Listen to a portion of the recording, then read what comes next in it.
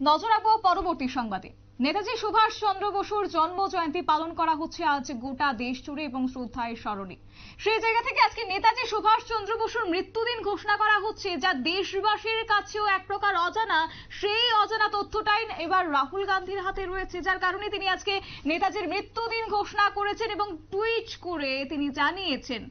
তবে জানিয়ে রাখছি যে প্রমাণ দিক পাল্টা এই মুহূর্তে ফরওয়ার্ড ব্লকের পক্ষ থেকে জানানো হয়েছে, যেহেতু রাহুল গান্ধী তিনি আজকে নেতাজি সুভাষ চন্দ্র বসুর মৃত্যু দিবসটাকেও কার্যত আজকে তিনি উল্লেখ করেছেন, তাহলে তার প্রমাণ দিতে অসুবিধে কোথায়, সেই কথাটাও আজকে ফরওয়ার্ড ব্লকের পক্ষ থেকে উঠে এসেছে। রাহুল গান্ধীকে দেশবাসীর কাছে ক্ষমা চাইতে হবে বলে ফরওয়ার্ড ব্লক জানিয়েছে। কংগ্রেসের বদনাম করছে রাহুল, পাল্টা ফরওয়ার্ড ব্লক। এবং ইতিমধ্যেই নিউজ ভ্যানগার্ড কথা বলেছিল নরেন চট্টোপাধ্যায়, যিনি বাংলার ফরওয়ার্ড ব্লকের রাজ্য সম্পাদক। ওনার কাছ থেকে যখন জানা হয়েছে বা জিজ্ঞেস করা হয়েছে যে রাহুল গান্ধীর আজকে বিতর্কিত পোস্ট সম্পর্কে তিনি কি বলবেন, তাহলে কি সত্যি রাহুল গান্ধীকে ক্ষমা চাওয়ার দরকার, সেই কথার উত্তরে কিন্তু তিনি পাল্টা জানিয়েছেন রাহুল গান্ধী যেন ক্ষমা চায় দেশবাসীর কাছে।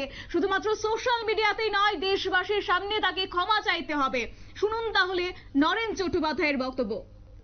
একটা দায়িত্বপূর্ণ পদে থাকা একজন কংগ্রেস নেতা, সে প্রমাণ দিতে পারবে। তার কাছে যদি প্রমাণ চাওয়া হয়, মৃত্যুর দিনটা প্রমাণ করুন।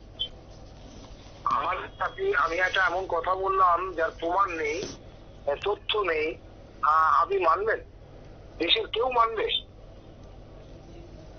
এটা অন্যায় এবং ওনার এই হতকারিতা কংগ্রেস দলের ক্ষতি করবে, কংগ্রেস দলেরই ক্ষতি করবে। সুভাষচন্দ্রের মৃত্যুর দিন আজ পর্যন্ত কেউ ঘোষণা করতে সাহস পায়নি বা করেনি, কেউ জানে না, কারোর কাছে তথ্য নেই, কারোর কাছে প্রমাণ নেই। সেই কাজটা ওনার দরকার পড়ে গেল জন্মদিনের দিন। নেতাজি সুভাষচন্দ্রের জন্মদিনের দিন ওর মৃত্যুর দিনটা দরকার পড়ে গেল। এই কাজটার আমরা নিন্দা করি এবং আমি প্রত্যাশা করব যে উনি এটা প্রত্যাহার করবেন, দায়িত্ব নিয়ে এটা প্রত্যাহার করবেন। হ্যাঁ, আচ্ছা, উনি যেটা উল্লেখ করেছেন যে 18 আগস্ট 1945 সেই ডেটটা, যেখানে সরকারি যেখানে স্বীকৃতি দেয়নি, সেখানে একেবারে যেখানে সরকার কাছে কোনো তথ্য প্রমাণ নেই যে সুভাষচন্দ্র ওই তারিখে মারা গেছে ট্রেন দুর্ঘটনা। এটা অনেকগুলো কমিশন হয়েছে, তারাও তথ্য প্রমাণ দিয়ে প্রমাণ করতে পারে।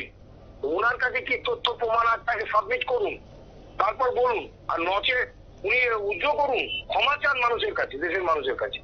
একজন মানুষের জন্মদিনে তার মৃত্যু নিয়ে বিতর্ক করা কোনো সুস্থ মানুষ কাজ, তাই না? একেবারে যেহেতু এই নেতাজির মৃত্যুর রহস্য কি তাহলে তিনি এক প্রকার উড়িয়ে দিয়েছেন বা তিনি অস্বীকার করেছেন? আমি ও কথা বলিনি, আমি বলছি নেতাজি সুভাষচন্দ্রের আজকে 129তম জন্মদিন। তো জন্মদিনের দিন উনি মৃত্যু নিয়ে কাটাকাটি করছেন কেন? ওনার উদ্দেশ্যটা কি? এবং উদ্দেশ্যটা খুব সুস্থ উদ্দেশ্য তো নয় বলেই মনে হয়। এই কাজটা উনি আজকে না করলেই পারতেন। আর ওনারা তো কংগ্রেস বহুদিন ক্ষমতায় ছিল, সুভাষচন্দ্রের অন্তত উদ্ঘাটন তো করতে পারেনি, তাই না? তার দায়িত্ব ওনারা এড়িয়ে যেতে পারেন না। তো আপনি কি ক্ষমা চাওয়ার দাবি করবেন? আমি বলবো যে যে কথাও তিনি বলেছেন এবং দেখছি যদি কিছু লিখে থাকেন তা তিনি প্রত্যাহার করুন অবিলম্বে এবং দুঃখ প্রকাশ করে, প্রত্যাহার করুন। আচ্ছা, তাহলে আপনি যেটা বলছেন যে এটাকে উইথড্র করার জন্য, তাহলে কি সোশ্যাল মিডিয়াতে যেভাবে আজকে উনি পোস্ট করেছেন, তাহলে সেইভাবেই কি ওনাকে সোশ্যাল মিডিয়াতে ক্ষমা চাওয়া দরকার, সেটাই কি মনে করছেন? ক্ষমা চাওয়া উচিত এবং সোশ্যাল মিডিয়া দেশের মানুষের কাছে, সব বার্তা যদি মানুষের কাছে চলে গিয়ে থাকে, যারা যারা শুনছে সবাই দেখেছে বা সবাই জেনেছে, আপনাদের মাধ্যমে আর অনেকে জানছে। তাহলে ওনার প্রত্যাহার করা উচিত এবং দুঃখ প্রকাশ করা উচিত। ক্ষমাটা বড় কথা না, দুঃখ প্রকাশ যে আমি ভুল করেছি। আচ্ছা, তাহলে কি আপনি মনে করছেন যে ওনার পক্ষ থেকে এখন প্রেস কনফারেন্স করে এটা দেশবাসীর উদ্দেশ্যে তিনি ক্ষমা চাওয়া বা হোয়াট ইজ হোয়াট জানানো, তার কাছে তথ্য থাকলে তথ্য দিন, আর তথ্য না থাকলে দুঃখ প্রকাশ করুন, ক্ষমা চান, তাই না? আপনারা শুনলেন নরেন চট্টোপাধ্যায়ের বক্তব্য এবং তিনি বলছেন যে 18ই আগস্ট 1945 সালে নাকি নেতাজি সুভাষচন্দ্র বসু তিনি মৃত্যুবরণ করেছেন।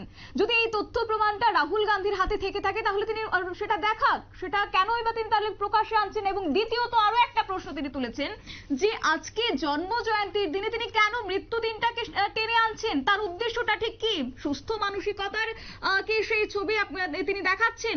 এরকম বিভিন্ন প্রশ্ন কিন্তু আজকে নরেন চট্টোপাধ্যায় তিনি তুলে ধরেছেন, যে প্রশ্নগুলো আমরা রেখেছিলাম ওনার কাছ থেকে। তবে যাবো বিস্তারিত এই নিয়ে, আমাদের সঙ্গে রয়েছে প্রতিনিধি সুপ্রীতি মুখার্জি। সুপ্রীতি, কি বলবে আজকের এই বিষয়ের পরিপ্রেক্ষিতে?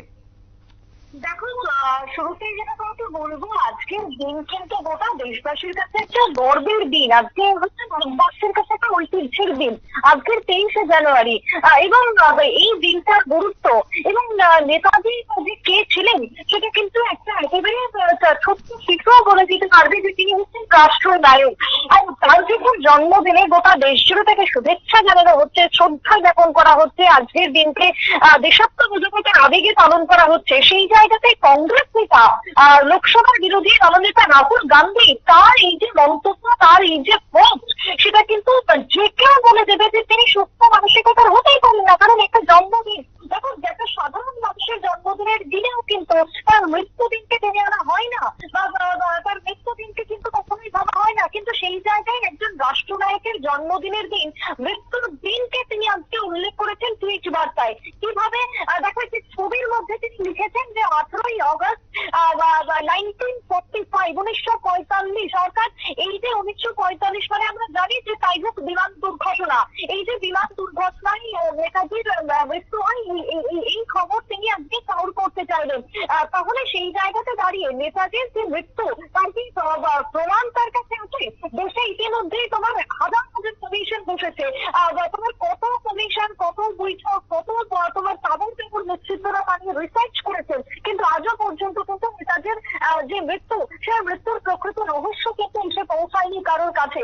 নেতাজির অন্তর্ভুক রহস্য কিন্তু আজও পর্যন্ত প্রকাশ্যে আসেনি। তাহলে সেই জায়গায় রাহুল গান্ধীর আজকের এই পোস্ট কেন, কিভাবে, এবং তার কাছে কি প্রমাণ আছে যে তিনি 18ই আগস্টকে নেতাজির মৃত্যুদিন হিসেবে উল্লেখ করতে চাইছেন? যদি তার কাছে কোনো প্রমাণ থেকে থাকে তাহলে সেটাকে তিনি প্রকাশ করুন। এই দাবি কিন্তু এখন উঠতে শুরু করেছে তোমার দেশের বিভিন্ন রাজনৈতিক দলের থেকে। দেখো, সেখানে আরো একটা বিষয় বলবো, কংগ্রেসের আজকের এই যে তোমার যে মন্তব্য কংগ্রেস নেতার, এই মন্তব্যের পর রাজ্যের কংগ্রেসের বা দেশের কংগ্রেস নেতাদের প্রতিক্রিয়া কি, এই কথা জানতে কিন্তু বিভিন্ন মহলের সাংবাদিকরা ইতিমধ্যে ঝাঁপিয়ে পড়েছেন যে রাহুল গান্ধীর এই পোস্টের কি বলবেন কংগ্রেসের নেতারা। কারণ কিন্তু আজকের দিনে কোনো টিকিট নাগাল পাওয়া যাচ্ছে না, কেউ কিন্তু আজকে একেবারে সামনে বা প্রকাশ্যে আসতে কিন্তু চাইছেন না। কারণ কি, তারাও জানেন আজকে কংগ্রেস নেতার এই যে এবং এই যে ভ্রান্ততা, আজকে দেখো নেতাজি সেটা কিন্তু শুধুমাত্র একজন নাম নয়, শুধুমাত্র বসু পরিবারের নয়, শুধুমাত্র নির্দিষ্ট রাজনৈতিক দলের নয়, নেতাজি গোটা ভারতবাসীর, নেতাজি গোটা ভারতবর্ষের। আজকের দিনে দাঁড়িয়ে যেটা প্রত্যেকে মনে করেন যে নেতাজি ছিল বলেই আজকে এই তোমার আগামী দুদিন পরেই আমরা 26শে জানুয়ারি পালন করতে পারবো, আমরা দুদিন পরে 15ই আগস্ট পালন করতে পারবো, শুধুমাত্র এই একটা নাম ছিল বলে। তাই সেই জায়গাতে দাঁড়িয়ে তার যে অন্তর্ধান, সেই রহস্য কিন্তু আজও অব্দ অজানাই রয়ে গেছে। কিন্তু কোথা থেকে রাহুল গান্ধী পেলেন যে 18 তারিখে তার মৃত্যু দিন হিসেবে উল্লেখ করেছে, জানিয়ে কিন্তু ইতিমধ্যে তুমুল জল্পনা শুরু হয়ে গেছে। এবং তার পাশাপাশি তোমার কংগ্রেস নেতার যে এই যে মন্তব্যের পর তার প্রকাশ্যে ক্ষমতা উচিত এমনটাই কিন্তু তোমার জানাচ্ছেন ফরওয়ার্ড ব্লকের এই যে নেতা যিনি আজকে নিউজ রানগার্সি টেলিফোনিক বার্তালাপে জানিয়েছেন। সবকিছু মূল্যায়ন কথা দেখো, আমরা অপেক্ষায় থাকবো যে এর পাঁচবার রাহুল গান্ধীর এই বক্তব্য উঠে আসবে বা কংগ্রেসের এই নিয়ে কোনো প্রতিক্রিয়া থাকে কিনা। শতাব্দী, অর্থাৎ কংগ্রেস কি আজকের দিনে এই বিষয়টাকে এড়িয়ে যাওয়ারই চেষ্টা করছে? একেবারেই তাই, একেবারেই তাই, যে এড়িয়ে যাওয়ার চেষ্টা করছেন। কারণ সারা লোক দেখাতে পারছেন না।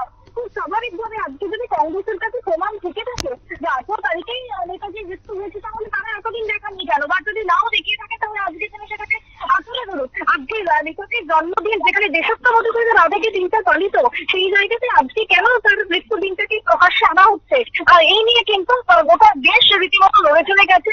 আর প্রতিটা সাধারণ মানুষ যদি এবার তোমার এই নিয়ে খুব প্রকাশ করে, তাহলে কংগ্রেস জানে যে যেটুকু তাদের সম্বল ছিল, সহায় সম্বল টিমটিম জন ছিল, সেটুকু যে তারা হারাবে বা রীতিমতো যে ধুলিশ পাথরগুলো কংগ্রেস, সেটা কিন্তু রাজ্যের কংগ্রেস নেতারাও, যার কারণে রাজ্যের কংগ্রেসের হেভিওয়েট থেকে শুরু করে চোরাপুরি নেতাদের সাথেও আমরা যখন যোগাযোগ করার চেষ্টা করি, কেউই কিন্তু কোনো রকম ভাবে নিউজ ডাক্তারের সামনে আসতে চাইলেন না আজকে শতাব্দী। সুতরাং তারা যে এড়িয়ে যাচ্ছেন, সেটাই কিন্তু একেবারে অনস্থির বলা যায় আজকের দিনে। ঠিক তাই সুপ্রীতি, অসংখ্য ধন্যবাদ তোমাকে।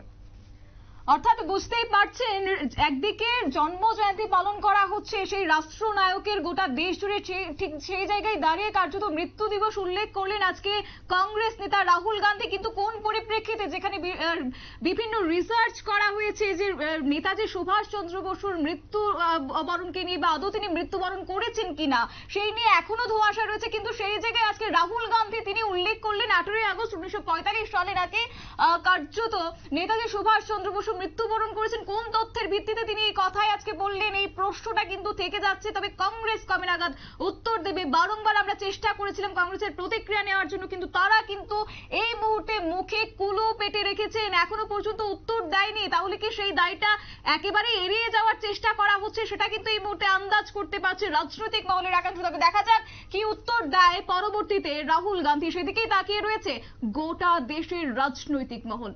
নিয়ে নিচ্ছে ছোট্ট একটি বিজ্ঞাপন বিরতি, সঙ্গে থাকুন।